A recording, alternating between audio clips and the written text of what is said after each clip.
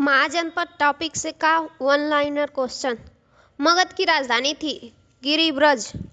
हर्यक वंश का संस्थापक था बिम्बिसार। बिम्बिसार मगध की गद्दी पर बैठा था 544 ईसा पूर्व में। बिम्बिसार ने अपनी राजधानी बनाई राजगृह।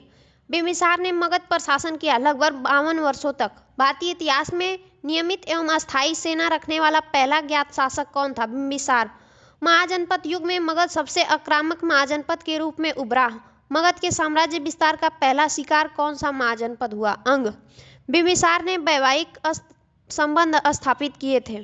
कौशल नरेश की प्रसेनजीत की बहन महाकौशल से, वैशाली की चेटक की पुत्री चेलन्ना से और मद्रदेश की राजकुमारी क्षेमा से भी।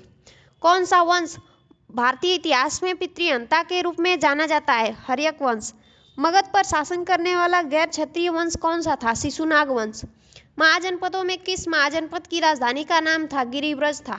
मगध। मगध की राजधानी राजगृह से पाटलिपुत्र किस शासक के द्वारा स्थानांतरित कर दी गई? अजातशत्रु। अजातशत्रु का उपनाम था कुणिक। 461 ईसा पूर्व में अपने पिता की हत्या कर मगध की गद्दी पर बैठा था उदयन। पाटलिग्राम की स्थापना की उदयन ने।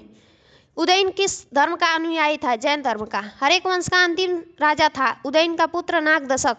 नागदशक को अपदस्थ करके उसके अमात्य ने 412 ईसा पूर्व को मगध पर किस वंश की स्थापना की? शिशुनाग वंश की। शिशुनाग ने अपनी राजधानी पाटलिपुत्र से स्थापित की वैशाली में। शिशुनाग का उत्तराधिकारी था कालाशोक। शिशुनाग वंश का अंतिम राजा था नंदीवर्मन। नंद वंश का संस्थापक महापद्म नंद। नंद वंश का अंतिम शासक था घनानंद। घनानंद समकालीन था सिकंदर का। मेगास्थनीज चंद्रगुप्त मौर्य के दरबार में कितने वर्ष रहा था? 6 वर्ष। बिंदुसार के लिए यूनानी स्रोतों में कौन सा नाम आया है? अमित्रोकेटस। मगध साम्राज्य का अंतिम विस्तार कलिंग विजय के रूप में था। इसकी शुरुआत किस विजय से हुई थी? अंग विजय। युद्ध भूमि में बड़ी संख्या में सैनिकों के मारे जाने या आहत हो जाने के बाद भारतीय गढ़ या राज्य की स्त्रियों ने सिकंदर के विरुद्ध शस्त्र धारण किया था। मत्सग। मगध का कौन सा राजा सिकंदर महान के समकालीन था? घनानंद। सिकंदर के हमले के समय उत्तर भारत पर राजवंशों में से किस का शासन था? नंद। उस वीर भारतीय राजा का नाम बताइए जिसे सिकंदर ने झेलम नदी के तट पर पराजित किया था? पुरु पोरस। सिकंदर को पूरी दुनिया जीतने का सपना उसके गुरु अरस्तु ने दिखाया था।